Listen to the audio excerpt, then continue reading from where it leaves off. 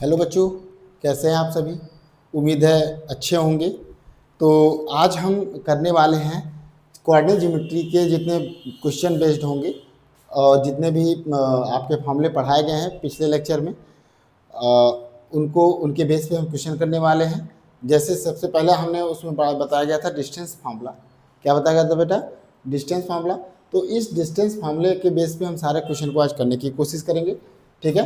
तो distance formula में हमको क्या बताया गया था? अगर दो पॉइंट हो ए और बी, इनके बीच का जोड़ने वाला लाइन सेगमेंट ए बी हो, तो ए बी का वैल्यू अगर मैं ए और बी के कोऑर्डिनेट्स के टर्म में लिखूँ तो हमारा आता था A B equal to under root में x2 माइनस x1 का whole square plus y2 minus y1 का होल स्क्वायर अंडर रूट में रहेगा। ठीक है ना। तो इस पे हम सारे क्वेश्चन करते हैं। तो चलिए हम क्वेश्चन की ओर बढ़ते हैं। तो बच्चों, हमारे पास पहला क्वेश्चन आता है डिस्टेंस फार्मूला पे बेस्ड पे। देखिएगा, यहाँ पे कंसेप्ट जरूरी है, क्योंकि बिना कंसेप्ट के आप क्वेश्चन नहीं कर सकते। खाली फार्मूला रख के चलेगा और कंसेप्ट कुछ नहीं पता हो तो नहीं हो पाता है। ठीक है। तो आप कोशिश करिएगा, साथ साथ मैं जो क्वेश्चन कराऊंगा अगर उसमें कुछ नए कंसेप्ट आते हैं तो मैं बताता जाऊंगा, आप उसको ध्यान से देखिएगा। ठीक है। जैसे क्या क्वेश्चन में हमारा, सो दैट द पॉइंट्स 1,7 4,2, फिर क्या लिखा -1,-1 and -4,4 are the vertices of square. एक स्क्वायर के क्या है? ये वर्टिसेस है, यानी कॉर्नर है, या फिर मैं बोलूँगा उसके वर्टेक्स है। ठीक है। तो अब ध्यान दीजिएगा कि यहाँ पे 4 पॉइंट है, तो ये 4 पॉइंट को कौन किसकी दूरी पर रखा जाए, सबसे बड़ी बात ये होती है। ठीक है। तो देखिए, जब क्वेश्चन में देता है तो वो कोशिश करता है इन ऑर्डर में देगा, यानी जब भी रहेगा तो सारे जो से ये 4 पॉइंट्स हैं, तो ये 4 पॉइंट्स क्या होंगे? किसी एक सेम ऑर्डर में होंगे। ठीक है। तो अब यही चीज़ें हैं, तो इसमें हम मान लेंगे 1,7 मान लिया ए पर को कहा गया और 4,2 बी को कहा गया। तो इसी प्रकार -1, सी को कहा गया और डी को कहा गया -4,4। ठीक है। ध्यान दीजिएगा, इसमें ज़्यादा कंफ्यूजन नहीं पालना है। ठीक है। अब देखिए, हमको प्रूव करना है कि ये चारों वर्टिसेस पे हैं तो स्क्वायर के, तो हम स्क्वायर के रूल के जरिए क्या करेंगे? हम इसको प्रूव करने की कोशिश करेंगे क्या ये सही है या नहीं है। जैसे स्क्वायर में क्या होता है बेटा रूल? अगर मैं एक स्क्वायर है तो इसकी प्रॉपर्टी में मेन प्रॉपर्टी लिखता हूँ बेटा। क्या होते हैं? हम पहला प्रॉपर्टी देखते हैं, ऑल साइड्स आर इक्वल। क्या है बेटा? All sides are equal. अगर हम इस प्रॉपर्टी से देखें तो हमारा आएगा A B equal to B C equal to C D equal to D A. ठीक है ना। जैसे 4 साइड है, ए बी, बी सी और सी डी और डी ए। तो देखिए, अभी इतने से काम नहीं होगा, क्योंकि अभी आप इतने से करके देखेंगे तो लगेगा कि ये आपको क्या बोलते हैं, रोम्बस जानते हैं, तो रोम्बस में भी यही रूल होता है। ठीक है। तो रोम्बस के लिए, रोम्बस में एक चीज़ का अंतर होगा कि डायगोनल्स इक्वल नहीं होते हैं, और इसमें क्या होता है? डायगोनल्स इक्वल होते हैं। तो हम अगर इसमें डायगोनल्स को देखें, इसमें ए सी और क्या है? बी डी है डायगोनल्स। ठीक है। तो अब हम देखो, ये दो, एक पहला रूल है और दूसरा क्या होगा बेटा? ऑल, या फिर इसको हम लिख देंगे बोथ। इसमें दो ही डायगोनल है तो both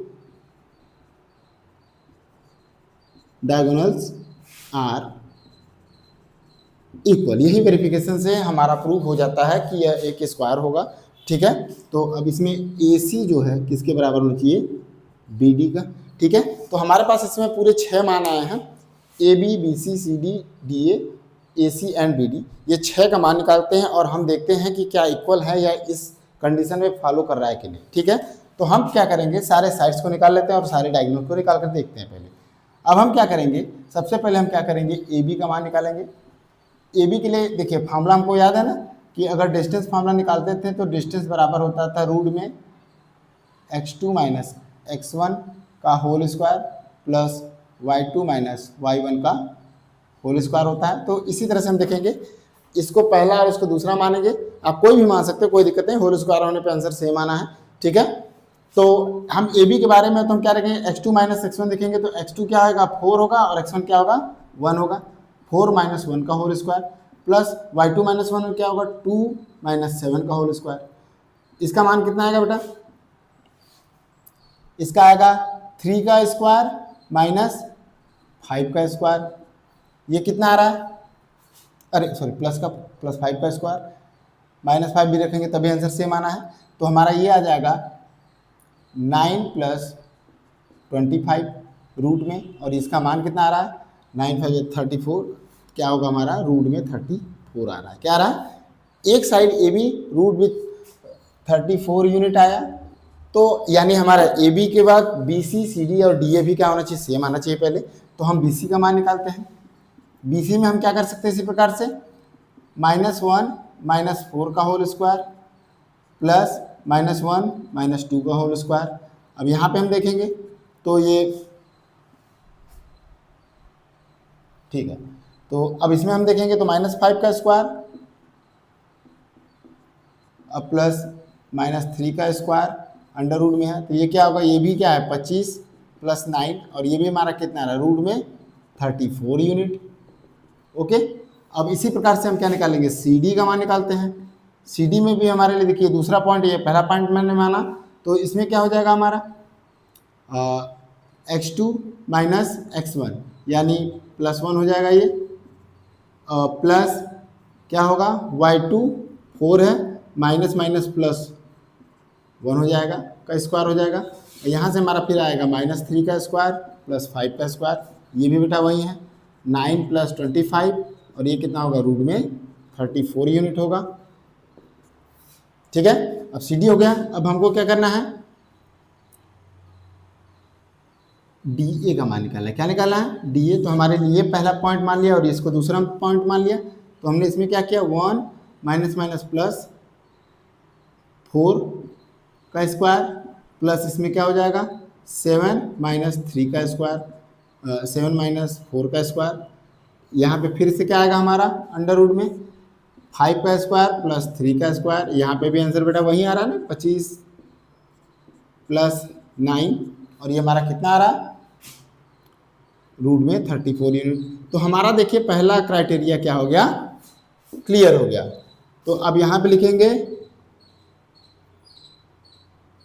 we see that all sides are equal। लेकिन अब इससे तो काम नहीं होना है, अब हमको डायगोनल्स को भी चेक करना है। दोनों डायगोनल को निकालते हैं बेटा। पहले हमको क्या निकालना है, ए सी। क्या निकालना है, ए सी। ए सी चेक कर लेते हैं। हमारा ए सी का मान कितना होगा, हमारा क्या होगा -1 - 1 का स्क्वायर प्लस क्या होगा -1 - 7 का स्क्वायर। इसको हम देखेंगे तो क्या होगा -2 का स्क्वायर प्लस -8 का square.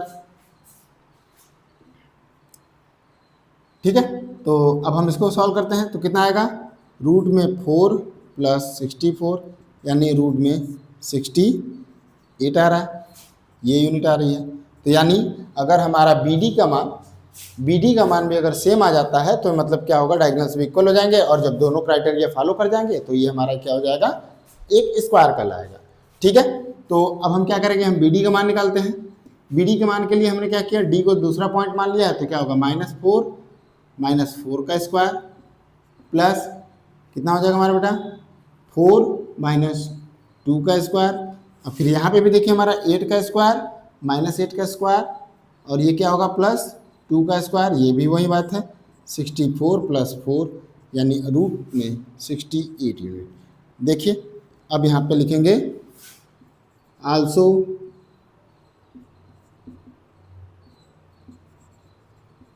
Diagonals are equal, so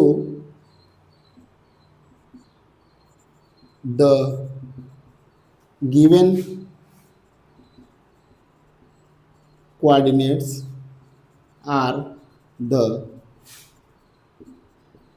vertices of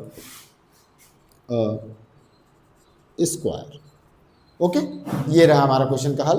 तो थोड़ा सा हमको कंसेप्ट जरूरी है, खाली क्वेश्चन नहीं है कि एक दो क्वेश्चन आ गए, आपको जब भी लॉन्ग क्वेश्चन आएंगे या किसी तरह के बढ़िया क्वेश्चन आएंगे तो पहली बात जिस बेस पे क्वेश्चन दिया गया उसके हमको कंसेप्ट पता होना चाहिए, ठीक है।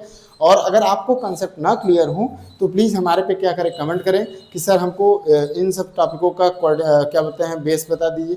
जैसे मैं अभी आपको सारे पॉलीगन का मैं बेस बता सकता हूँ, तो आपको अगर ये चीज़ें जानना हो कि सर किसके क्या कंडीशन है कि वो एक्चुअल में वही फॉलो करने वाला है, तो हम उसको पूरा लिस्ट लिखवा देंगे, ठीक है ना। तो आप इसको एकदम नेसेसरी कंडीशन है, इसको ध्यान देना है। अगर आपको यही वाला स्क्वायर का कंसेप्ट नहीं पता तो आप क्या करेंगे, उसमें ऑल साइड आप इक्वल करके छोड़ देंगे? नहीं, ऐसे नहीं करते हैं। जब इसमें होते हैं तो स्टेप चेकिंग होते हैं, तो आप स्टेप के लिए ध्यान देना होगा, ठीक है। चलिए हम अगले क्वेश्चन की ओर बढ़ते हैं। देखिए बच्चों, हमारे पास अगला क्वेश्चन है डिस्टेंस फार्मूला के बेस पर। Find the relation between the X and Y के बीच में एक ऐसा रिलेशन पता करना है, वो कंडीशन क्या होगा, such that the point X Y, एक पॉइंट एक्स वाई है, इज द इक्वी डिस्टेंस मतलब जिसका डिस्टेंस क्या हो, इक्वल हो, फ्रॉम द पॉइंट्स 7, -1 और क्या है 3, 5, ठीक है। तो देखिए अब हमको क्या करना है बेटा, पहले हमको क्या करना है, हमको a बराबर मान लेना है क्या है 7.1 और b बराबर क्या होगा 3.3, 5, ठीक है। तो अब हम अगर इसको दिखाएं इस केस में, तो अगर a ये है और b ये है, ठीक है, तो हमारा पॉइंट अगर p है तो हमको ये प्रूव करना है बेटा कि ए पी इक्वल टू क्या करना है, पहले देखिए हमको कंडीशन में इन्होंने दिया इक्वी डिस्टेंस, तो हमको क्या करना है ए पी इक्वल टू क्या होगा पी भी होना चाहिए, ठीक है ना। और हमने इसमें x, y कोऑर्डिनेट है और a का है 7, 1 और b का क्या है 3, 5। देखिए अगर कभी कभी अगर ना बने तो आप फिगर बना के करेंगे तो तुरंत इतना आसान हो जाता है, ठीक है। तो हम करते हैं, देखो फिर क्या लिखेंगे, अकॉर्डिंग टू क्वेश्चन क्या है ए पी इक्वल टू क्या है पी बी है, ठीक है ना। हमको कोऑर्डिनेट दिया गया, हम सीधे डायरेक्ट क्या करेंगे, अप्लाइंग डिस्टेंस फार्मूला, हम क्या करेंगे डिस्टेंस फार्मूला को अप्लाई करते हैं इस पर। ए पी निकालने के लिए ये ए है और ये पी है, तो हम क्या करेंगे, रूट में होता था x2 माइनस x1, तो ये x2 और ये क्या है x1, x माइनस 7 का होल स्क्वायर प्लस y के टर्म में भी ऐसे ही होगा y माइनस 1 का होल स्क्वायर, और यही इक्वल टू हो जाएगा, देखिए ये AP का मान है और PB का मान क्या हो जाएगा हमारा, इसी प्रकार से x माइनस 3 का whole square plus y minus 5 का होल स्क्वायर, ओके। अब देखिए दोनों तरफ क्या है रूट है, तो आपको क्या करना है स्क्वायर बोथ साइड करना है, दोनों तरफ स्क्वायर करेंगे तो रूट क्या हो जाएगा, हट जाएगा, तो हमारा डायरेक्ट बचेगा, तो ये क्या बचेगा x माइनस 7 का whole square plus y minus 1 का होल स्क्वायर, और यहाँ पे हो जाएगा x माइनस 3 का whole square plus y minus 5 का होल स्क्वायर। अब हम इसको सॉल्व कर लेते हैं, हमारा ये क्या हो जाएगा x square plus 7, 7 49 plus minus 14x, और इसी प्रकार से y का क्या हो जाएगा y square plus 1 minus 2y, और इसी प्रकार से यहाँ पे क्या होगा x square plus 9 minus 6x, और ये हो जाएगा y square plus 25 minus 10y। अब हम यहाँ पे देखिए बच्चों x स्क्वायर यहाँ पे है, x स्क्वायर इससे कट आउट हो जाएगा और y कहाँ से है, y स्क्वायर से कट जाएगा। अब हम क्या करते हैं, सारे को टर्म को एक तरफ लेते हैं, पहले सबको एक तरफ लेकर जाते हैं, ठीक है। तो पहले हम x को इधर लेके जाते हैं, हमारा क्या है माइनस 14x प्लस 6x, फिर यहाँ पे क्या है माइनस 2y और प्लस 10y, और कॉन्स्टेंट को इधर ला लेते हैं, ये 9 प्लस 25 प्लस सॉरी इधर से आएगा -1 माइनस 49, ठीक है, ये 49 हो जाएगा। इसको सॉल्व कर लेते हैं, ये हमारा कितना आएगा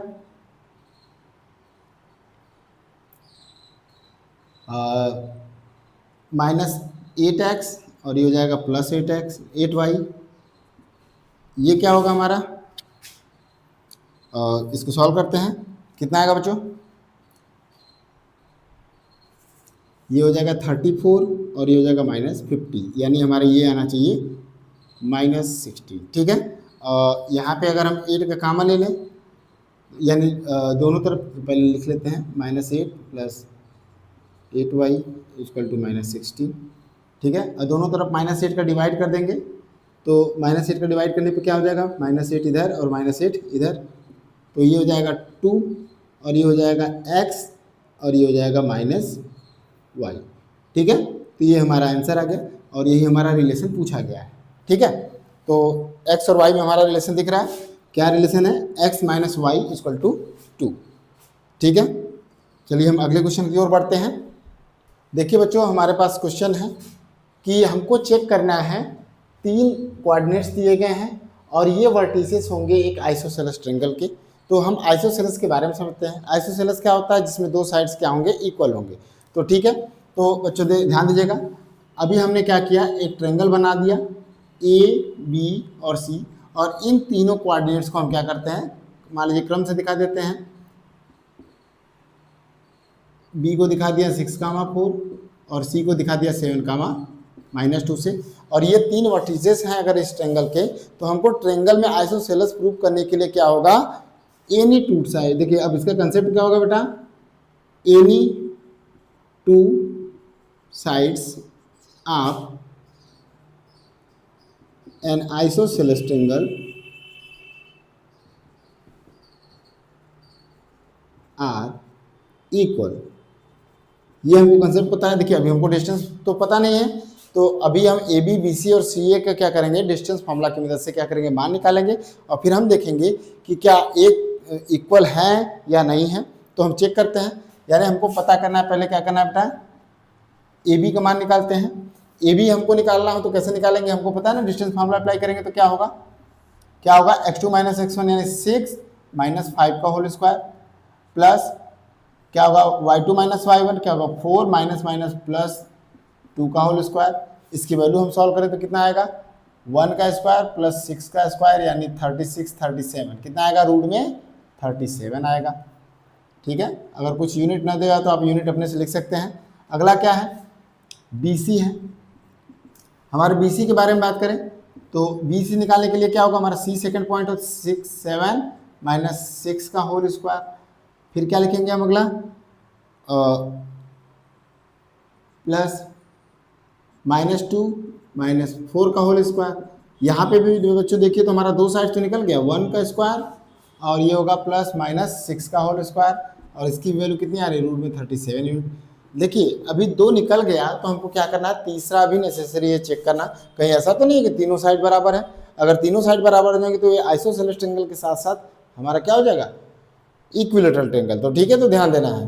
तो हम देख लेते हैं, अब हमारा क्या आएगा, AC, हम AC निकालते हैं। AC निकाल के देखें तो क्या हमारा होगा बेटा, 7 - 5 का होल स्क्वायर प्लस क्या होगा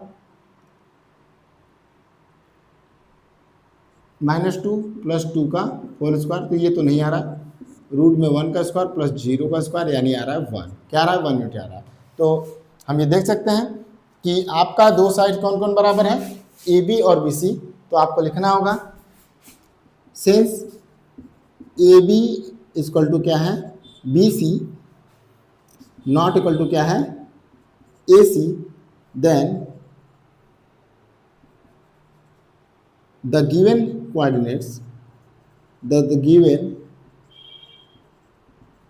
coordinates so क्या शो कर रहे हैं, vertices of an isosceles triangle. Okay, ध्यान दीजिएगा, इस तरह से हम सॉल्यूशन करते हैं। चलिए बच्चों देखिए, अब हम अगले क्वेश्चन पे बढ़ते हैं कि क्या लिखा है इसमें, find the coordinates of the point of trisection. Trisection का मतलब क्या होता है बेटा, एक लाइन सेगमेंट को 3 भागों में बांटना, ठीक है। लिखा भी है that is the dividing 3 equal parts, ठीक है। ट्राइसेक्शन का इसका मतलब ये हुआ, और of the line segment joining the 2 points A and B। A का कोऑर्डिनेट है 2, -2 और B का कोऑर्डिनेट है -7, 4, ठीक है। तो अगर हम इन दो लाइन सेगमेंट को क्या करें, 3 भागों में बांट दें, क्या मतलब सॉरी, इस लाइन सेगमेंट AB को 3 भागों में बांटेंगे, और मान लिया ये 2 पॉइंट जो कि AB को 3 भागों में बांट रहा है, P और Q हो, और इसके कोऑर्डिनेट को हम देखें तो मान लिया कि इसका क्या है बेटा, XP वाई पी, और इसका क्या है एक्स क्यू और वाई क्यू है। ठीक है, तो अब हमको देखिए अगर ट्राई सेक्शन में है तो हमको ये पता है बेटा ए पी इक्वल टू क्या होगा, P Q equal to Q भी होना चाहिए, ध्यान दीजिएगा। और अगर इक्वल पार्ट में बांटा जाएगा तो जो डिस्टेंस ये होगा वही डिस्टेंस ये होगा, और ये भी डिस्टेंस वही सेम तीनों होगा। और मान लिया, देखिए ये मानने की जरूरत नहीं है, इसमें रेशियो कितना होगा, 1 होगा। क्या होगा, मान लिया ये 1:1:1 के रेशियो में है। ठीक है, तो मैं लिखूंगा A P is to P Q is to Q B equal to क्या है, 1:1:1 है। ठीक है, तो अगर हमको कोऑर्डिनेट पी की वैल्यू पता करनी है, क्या करनी है, कोऑर्डिनेट मतलब पी के पॉइंट की वैल्यू पता करनी है, तो हम देखेंगे, अब हम यहाँ पे बोलेंगे बेटा ए पी इज टू, अगर मैं पी बी की वैल्यू अगर हम देखें तो ये क्या होगा बेटा, ये 1 पार्ट और ये क्या होगा 1:1:2 पार्ट हो जाएगा, तो ये क्या हो जाएगा 1:2 हो जाएगा। ठीक है, तो अब हमको कोऑर्डिनेट एक्स पी मतलब निकालना है, क्या निकालना है, मुझे निकालना है कोऑर्डिनेट पी जो कि क्या है एक्स पी और वाई पी है। तो हम इसको क्या करेंगे, सेक्शन फॉर्मूला में रखने की कोशिश करेंगे, और हमको रेशियो पता है। तो अब हम क्या करेंगे इसमें, देखिए ये m1 हो गया इसके लिए, और ये क्या हो गया m2 हो गया, और इसको डायरेक्ट हम रखेंगे। देखिए अब ये ध्यान दीजिएगा, x का और y का अलग अलग निकालने से बढ़िया एक में हम करते हैं। क्या होगा हमारा यहाँ पे m1 क्या होगा 1, और m1 के बाद x के लिए है तो क्या होगा -7 × 1 प्लस क्या होगा x2 हो गया, और x1 के वैल्यू है m2 के बारे में, तो ये 2 होगा m2, और x1 क्या होगा 2 होगा। ठीक है, और डिवाइड बाई क्या होगा बेटा 1 + 2, क्योंकि 1:2 m1 + m2 हो जाएगा। और इसी प्रकार से अगर हम इसको y के कोऑर्डिनेट को निकालें तो क्या होगा हमारा m1 y2, क्या होगा m1 और y2, m1 क्या है 1 है और y2 क्या है 4 है, प्लस अब क्या होगा m2 y1, m2 का मान क्या है 2 और y1 की वैल्यू क्या है -2, और डिवाइड बाई क्या है 1 + 2। हम इसे डायरेक्ट सॉल्व करके xp का मान yp का मान निकाल सकते हैं। ठीक है, तो ये क्या होगा हमारा बेटा -7 + 4 डिवाइड बाई 3, ये क्या होगा 4 - 4 डिवाइड बाई 3। ओके, इसको हम सॉल्व कर लेंगे, और ये हमारा क्या होगा बेटा कोऑर्डिनेट p की वैल्यू निकल जाएगी xp yp। ठीक है, और इसको हम सॉल्व करके देखें तो ये कितना आएगा हमारा -3 आएगा, -3/3 यानी 1, और ये क्या होगा 0 आएगा। ठीक है, तो -1, 0 क्या हो गया xp और yp का कोऑर्डिनेट हो गया। ठीक है, इसी प्रकार से हम क्या करेंगे q का भी मान निकालेंगे। q देखिएगा, अब हम यहाँ पे q के लिए होगा हमारा aq रेशियो करेगा qb से, और ये क्या होगा बेटा उधर से देखेंगे aq में तो क्या 1:2 हो जाएगा, 2:1 का रेशियो हो जाएगा aq और qb। ठीक है, 2:1 का रेशियो हो जाएगा, और ये हमारा इस समय ये m1 और ये क्या होगा m2 होगा। तो अब हम इसको भी निकाल लेते हैं, तो मैं q पॉइंट का कोऑर्डिनेट निकालेंगे, तो मान लिया xq और ये क्या है yq है। ठीक है, तो हम फिर करेंगे m1 का मान कितना है 2, और m1 के बाद x2 आएगा, x2 कितना है 4 सॉरी -7 प्लस m2 क्या है 1, m2 1 है तो उसके साथ क्या होगा x2 × 2 हो जाएगा।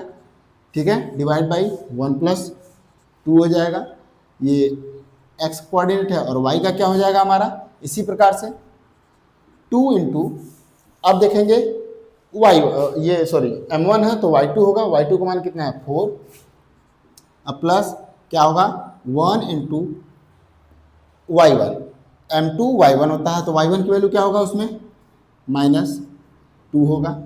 ठीक है, डिवाइड बाई 1 + 2 होगा। इसको सॉल्व करते हैं तो ये क्या होगा -14 + 2 डिवाइड बाई 3, यहाँ पे हम देखें तो ये होगा हमारा 8 - 2 डिवाइड बाई 3, और इसको सॉल्व करेंगे तो -12/3, और यहाँ पे क्या आएगा हमारा 6/3। सॉल्व करने पे इसका आंसर कितना आ जाएगा -3, 2, और ये हमारा कोऑर्डिनेट है -4, 2, और ये हमारा क्या है q का कोऑर्डिनेट है xq, वाई क्यू। ठीक है, तो ये हमारा दोनों आंसर है। इस क्वेश्चन में देखिएगा, ध्यान दीजिएगा। क्वेश्चन को आप चाहें तो एक एक करके निकालेंगे तो ये क्वेश्चन बहुत लंबा हो जाएगा, आपको एक साथ भी बढ़ सकते हैं। ठीक है, जैसे मैंने क्या बोला कि अगर एक्स पी का अलग से मान निकाले और फिर वाई पी का मान निकाले तो एक्स पी और कामा वाई पी आ जाएगा। और इसी प्रकार से एक्स क्यू का हमने ये वाले से निकाला फॉर्मूले से और वाई क्यू का इससे निकाला, तो हमारा देखिए या तो हम एक साथ सॉल्व करके बढ़ सकते हैं या अलग अलग बढ़ सकते हैं। देखिए आपको क्वेश्चन लंबा करने की जरूरत नहीं है, थोड़ा सा कोशिश कीजिए कंजस्टेड करके ऐसा रखिए कि टीचर भी ज़्यादा देख सके, उसके में ज़्यादा दिमाग ना लगाना पड़े, क्योंकि बोर्ड का पेपर होता है तो बोर्ड के पेपर में चेक करते समय आप इस तरह से क्वेश्चन करिए कि टीचर को समझने में ज़्यादा आसानी हो और ज़्यादा दिक्कत ना हो। आप ज़्यादा लंबा कर देंगे टीचर देखता ही रह जाएगा खाली उसमें। ठीक है, तो अब हम अगले क्वेश्चन की तरफ बढ़ते हैं। अब हमारे पास एक और प्रश्न आया है, find the ratio in which the line segment joining A comma B, A के कोऑर्डिनेट्स दिए गए हैं, is divided by the x axis. क्या है बेटा, एक्स एक्सिस से वो क्या किया गया, डिवाइड किया गया है, उसके कोऑर्डिनेट को क्या बोल सॉरी आपको के रेशियो को पता करना है। और क्या लिखा है, also find the coordinates of the division, यानी पॉइंट्स को भी हमको पता करना है। ठीक है, देखिए अगर हम इन दो पॉइंट्स को ए और बी को हम देखें और कार्टेशियन सिस्टम में देखें तो हमारा एक्स एक्सिस ये है और ये क्या है, वाई एक्सिस। ठीक है, तो इसमें हम देखेंगे तो मान लिया देखिए यहाँ पे क्या है, पी पॉइंट है जो एक्स एक्सिस पे कट कर रहा हो और इसका रेशियो क्या होगा, m1 बाई m2 के बारे में बात किया है। देखिए ए से मान लीजिए यहाँ पे पी m1 और यहाँ पे क्या है m2 रेशियो में बांटा गया है और इसके कोऑर्डिनेट क्या है x, y। और हमको पता है बेटा ऑन एक्स एक्सिस कोऑर्डिनेट में y का मान क्या होता है, 0। तो हमको तो पता चल गया कि y का मान 0 होता है, तो हम क्या करेंगे y बराबर 0 रखकर, यानी इसमें पक्का होगा ये क्या होगा, मान लीजिए x कोऑर्डिनेट हमको अभी नहीं पता तो y का मान तो हम निकाल ही सकते हैं। ठीक है ना, तो y का मान क्या हो जाएगा, 0। ठीक है, तो ध्यान दीजिएगा अब कोऑर्डिनेट जो p पॉइंट है इसका कोऑर्डिनेट क्या होगा बेटा, x, 0 होगा, जिसमें हमको y का मान निकल चुका है। ठीक है, तो अब y का मान 0 हो गया तो हम क्या करेंगे, इसके जरिए m1 और m2 के क्या करेंगे, रेशियो को हम निकालेंगे। ठीक है, तो अब हम देखेंगे y का मान क्या है, 0 है, तो हम क्या करेंगे बेटा, हमको पता है m1 y2 फार्मूला होता है और फिर m2 y1 by m1 plus m2 होता है। और हमको देखिए अगर हम यहाँ पे मान लें late m1 by m2 equal to क्या है, k है, तो अब हम इसमें से क्या करेंगे, m1 और m2 को क्या करेंगे, m2 को मान लीजिए कॉमन ले लिए तो ये हमारा m1 by m2 y2 plus y1 by m1 by m2 plus क्या होगा, 1 होगा। और m1 बाई m2 को हम क्या मान लिए है, k, तो हमको k का मान डायरेक्ट फाइंड आउट करना हो जाएगा, बस k y2 plus y1 by k plus 1। ठीक है, तो हम इसको फिर से लिख दें तो हमारा क्या आ जाएगा, यहाँ पे 0 equal to k y2 plus y1 by k plus 1। ठीक है, अब ध्यान दीजिए अब हमको y1 और y2 के बारे में देखना है। देखिए अगर हमने इसको माना है x1 और ये क्या है y1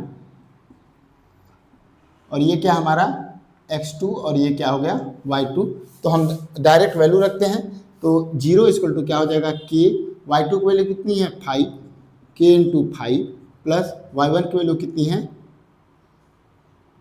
y1 की वैल्यू है आपका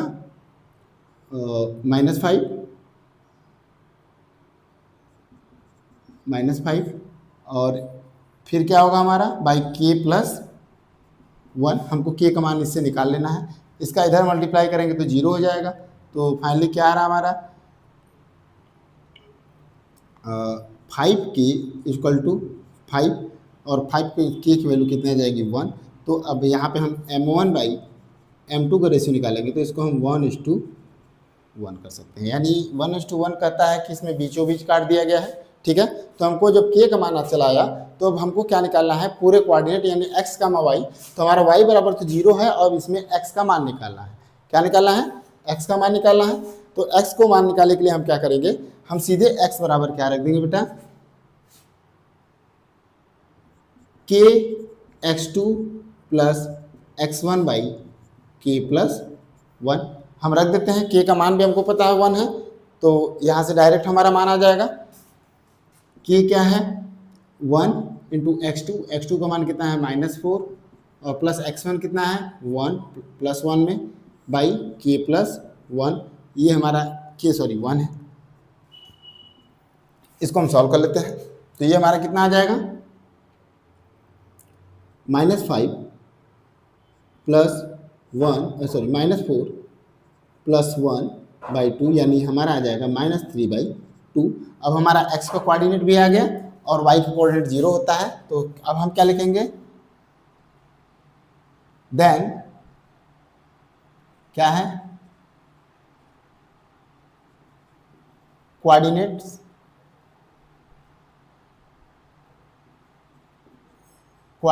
ऑफ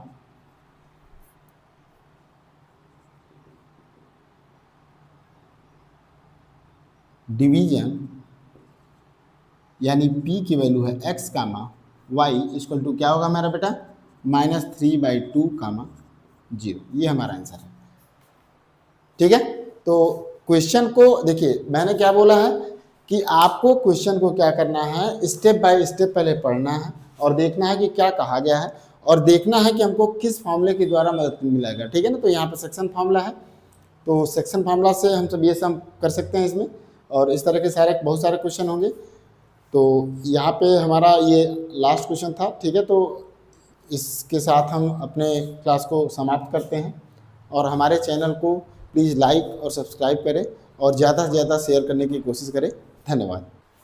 देखिए बच्चों, हमारे पास क्वेश्चन है सेक्शन फार्मूला पर। जैसे क्वेश्चन में क्या है, in what ratio does the point -4, 6 divide the line segment joining the point A का कोऑर्डिनेट है -6, 10 और बी का कोऑर्डिनेट है 3, -8। तो बोला है कि पॉइंट जो है -4, 6 इन दो पॉइंट्स को जोड़ने वाली जो लाइन सेगमेंट है उसको किस रेशियो में डिवाइड करता है। ठीक है, तो हम क्या करेंगे, पहले हम बेस से करेंगे। मान लेंगे कि ये लाइन सेगमेंट क्या है बेटा ए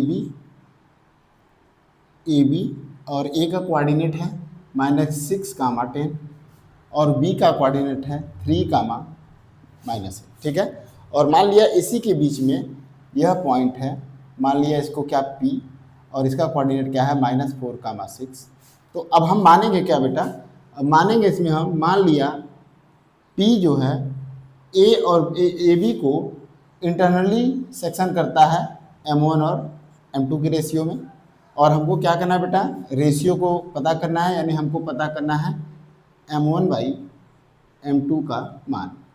ठीक है, देखिए, और सेक्शन फार्मूला हमको अच्छी तरह से याद होगा कि जैसे हमको x का कोऑर्डिनेट निकालना होता था तो क्या करते थे हम बेटा, M1 x1 plus M2 x2 by M1 plus M2। ठीक है, ध्यान दीजिएगा। और इसी तरह से y का कोऑर्डिनेट भी होगा, तो y का कोऑर्डिनेट क्या होगा, M1 y2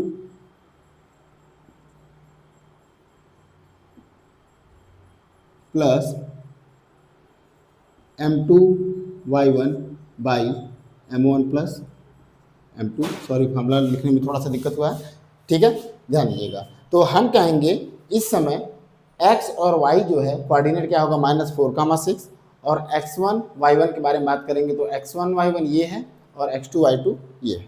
ठीक है, तो आप ध्यान दीजिएगा, ये क्या है x1, y1 और ये क्या है x2, y2। ठीक है, ध्यान दीजिए। तो अब हमको क्या करना है, इन कोऑर्डिनेट को इस टर्म में लिखने की कोशिश करते हैं। ठीक है, जैसे हम क्या करेंगे, लिखेंगे -4, 6, यहाँ से हमारा सॉल्यूशन होगा इक्वल टू क्या होगा बेटा, हमारा होगा M1 की वैल्यू क्या है, M1 है। ठीक है, M1 x2 का मान क्या है, x2 का मान देखिएगा 3 है, यानी 3M1 प्लस क्या होगा बेटा M2 x1, x1 क्या है -6, तो ये हो जाएगा -6 M2 बाई क्या होगा हमारा M1 प्लस M2। ठीक है,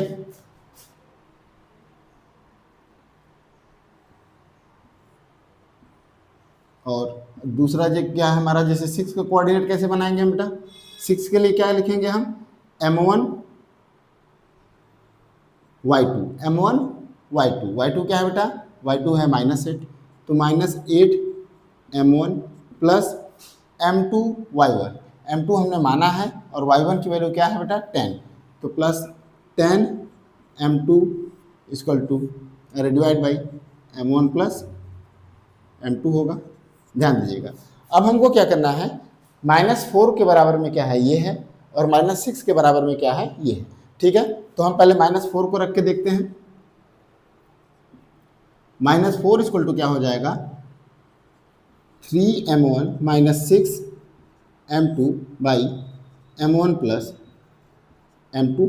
ठीक है, यहाँ से हम m1 और m2 को क्या करेंगे, रेशियो निकालेंगे। तो रेशियो के कई तरीके हैं, तो जैसे मैं क्या करता हूँ, इसमें से क्या करूँगा मैं, पहले हम तोड़ लेते हैं। ठीक है, ये हमारा क्या हो जाएगा, -4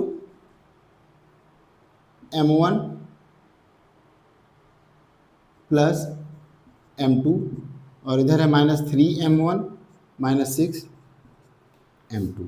ठीक है, अब हम m1 को एक तरफ और m2 को एक तरफ लाने की कोशिश करेंगे। पहले यहाँ पे कर लेते हैं -4 m1 plus -4 m2 equal to -3 m1 plus equal to 3 m1 minus 6 m2। ठीक है, अब m1 को एक तरफ और m2 को दूसरी तरफ ले आते हैं, इसको हम इधर लाते हैं, तो हमारा क्या आएगा, यहाँ पे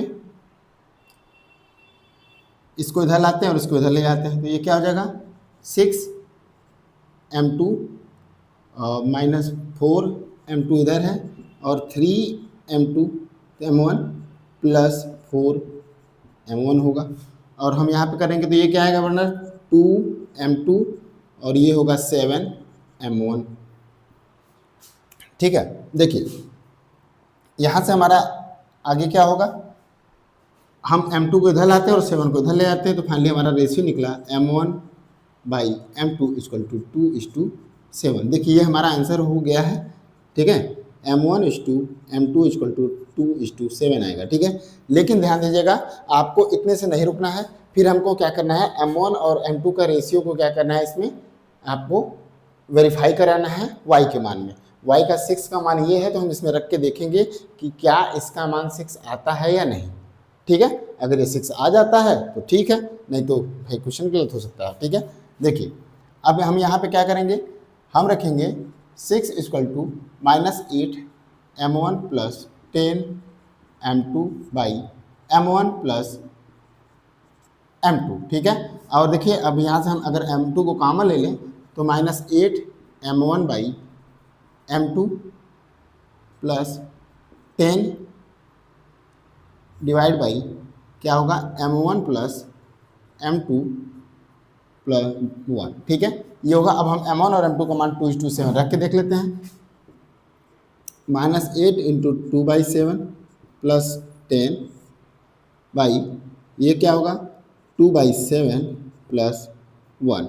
ओके, देखिए हम इसको सॉल्व करते हैं तो ये होगा -16 और ये प्लस 70 होगा। ठीक है, और यहाँ पे क्या होगा 2 प्लस 7 बाई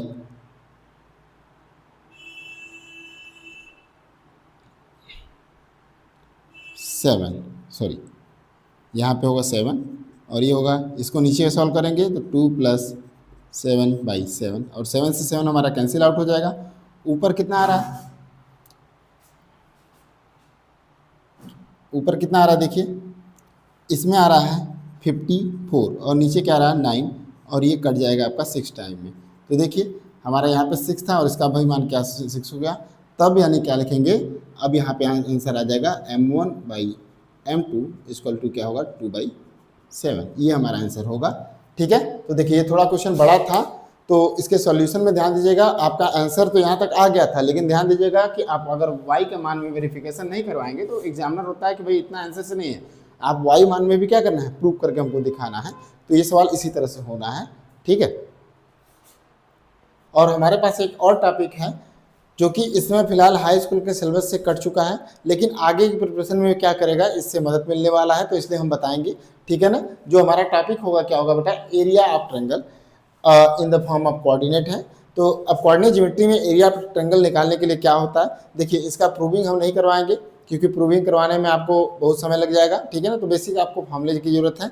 तो अगर हम फार्मूले के बारे में बात करें तो अगर हम एरिया ऑफ ट्रायंगल में, जैसे मैंने क्या बोला, एक ट्रायंगल है ए बी सी और इसके कोऑर्डिनेट दिए हैं, क्या दिया है, x1 y1 ए का है, x2 y2 बी का है और x3 y3 सी का है। तो हमको इसको करने के लिए क्या करना है बेटा, कुछ नहीं है, आपको निकालना है एरिया ऑफ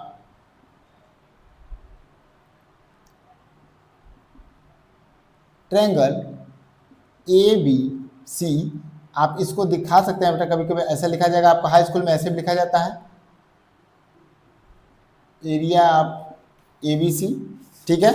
और इसका फॉर्मूला क्या होगा हमारे लिए, 1/2। देखिए अब ये क्रम शुरू से होगा। अगर मैं यहाँ पे x रखता हूँ x1, तो यहाँ पे क्या होगा, जैसे हम क्या बोलेंगे 1 2 और 3 है, तो हम सीरियल इस तरह से बढ़ेंगे। ठीक है ना। 1 से 2, 2 से 3 और 3 से 1 की तरफ बढ़ेंगे। तो हम x1 रखे हैं तो ये होगा y2 माइनस y3 प्लस, अगर हम x2 रखेंगे यहाँ पे तो ये क्या होगा, 2 हो गया तो क्या होगा 3 माइनस 1 यानी y3 माइनस 1। और फिर क्या होगा, x3 रखेंगे तो ये हमारा आएगा, 3 रखने पे क्या आता है बेटा 1 और 2, तो x1 कामा माइनस 2 हो जाएगा। ठीक है। ये हमारा in the form of x के टर्म में तोड़ा गया है। और यही चीज़ें अगर मैं इस तरह से करूँ तो दूसरा फॉर्मूला हो जाएगा, मैं y के टर्म में रख रहा हूँ तो y1 हो जाएगा x2 minus x3 plus y2 minus क्या हो जाएगा x3 माइनस x1 प्लस, अब y3 हो जाएगा हमारा यहाँ पे गलती हुई है, y1 और y2 और यह क्या होगा x1 माइनस x2। ठीक है। तो ये हमारा रहा। तो आप इसके जरिए एरिया ऑफ ट्रायंगल आसानी से निकाल सकते हैं। ठीक है। तो अब ध्यान दीजिएगा कि जब एरिया ऑफ ट्रायंगल हम आसानी से निकाल सकते हैं तो हम इसके क्वेश्चन को यहाँ पे कहाँ पे अप्लाई कर सकते हैं। मान लीजिए कि आपके सिलेबस से कट गया है, लेकिन कोऑर्डिनेट ज्योमेट्री में एक जगह एक ऐसा पॉइंट आता है जहाँ पे आपको सेक्शन फार्मूला से या फिर डिस्टेंस फार्मूला से निकालना हो, तो बेटा इसमें बहुत ज़्यादा कठिनाई होने वाली है। ठीक है। तो आपको क्या करना है, इसकी मदद से हम तुरंत वहाँ पे निकाल लेंगे। जैसे अगर आपको 3 पॉइंट हैं, क्या है बेटा 3 पॉइंट, अगर कोलिनियर नहीं होगा तो एक ट्रायंगल फॉर्म करता है।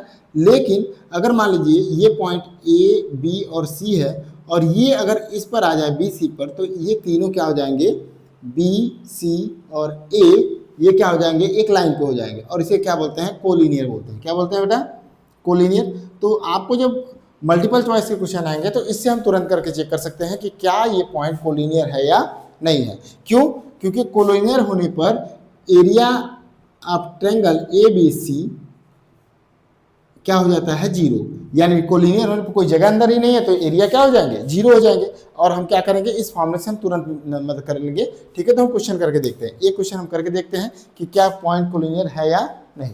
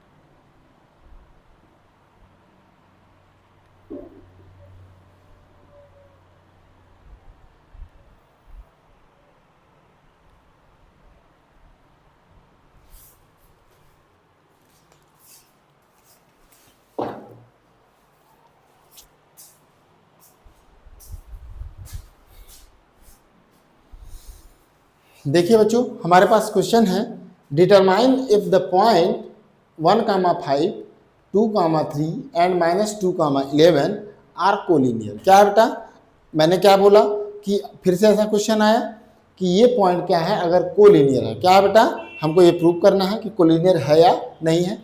अब हम इसको करेंगे कैसे बेटा, अब ध्यान दीजिएगा, यहाँ पे हम क्या करेंगे, लेट ए क्या हो जाएगा हमारा 1,5, बी हो जाना चाहिए 2,3 एंड सी जो हो कोऑर्डिनेट में माना गया -2,11। ठीक है, तो अब हम यहाँ पे क्या करेंगे, x1 का मान कितना होगा 1, x2 का मान कितना होगा 2, x3 का मान कितना हो गया, ये मान लो 3 पॉइंट है क्रम से, तो ये x3 का मान क्या है मान लेंगे -2, और एंड y1 का मान क्या हो जाएगा 5 एंड y2 का मान क्या हो जाएगा 3 एंड y3 का मान क्या हो जाएगा -11। हम क्या करेंगे, यही कोऑर्डिनेट्स को इस डिस्टेंस फार्मूला में हम रख के चेक करेंगे कि क्या इसका एरिया 0 आ रहा है कि नहीं आ रहा। ठीक है, तो हम इसको रख के देखते हैं पहले। अब हम एरिया ऑफ ट्रायंगल ABC निकालेंगे। ठीक है, तो ये क्या निकालेंगे, हाफ फार्मूला रखेंगे x1 y2 - y3 plus x2 y3 - y1 plus x3 y1 - y2। ये हम रख के इसमें चेक करते हैं कि क्या 0 आना है कि नहीं आना है। हम चेक कर लेते हैं बेटा, 1/2 x1 क्या है हमारा 1, y2 क्या है y2 - y3 3 प्लस 11 प्लस क्या हो जाएगा x2 कितना है 2 इंटू क्या होगा y3 - y1 -11 -5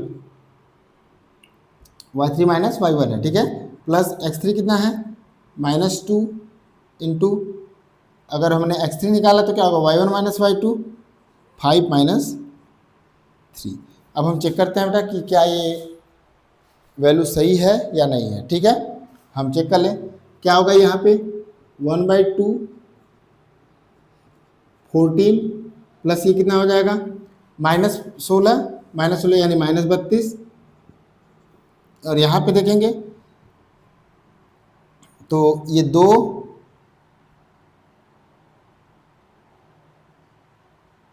ठीक है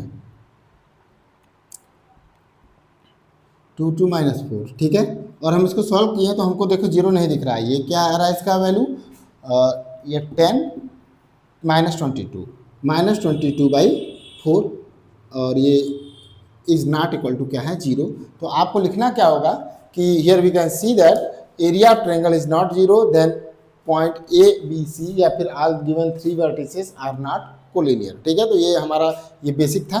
तो ये आपके ऑप्शन में चेक करने के लिए आता है कि क्या कोलिनियर है नहीं। तो ये मैंने बताया इसलिए दिया क्योंकि देखिए 1 वर्ड्स में वाले में आपको अगर मल्टीपल चॉइस क्वेश्चन है तो आपको क्या करना होता है, उसमें आपको उस चॉइस में से सही करके दिखाना है, वहाँ पे क्वेश्चन नहीं देखता है कोई। तो आपको क्या करना है, मैंने तो यहाँ पे स्टेप बताया, आपको स्टेप नहीं लगाना है, डायरेक्ट करके इस पर फॉर्मूला लगा के आप सॉल्व कर लीजिए, तुरंत आंसर आ जाना है।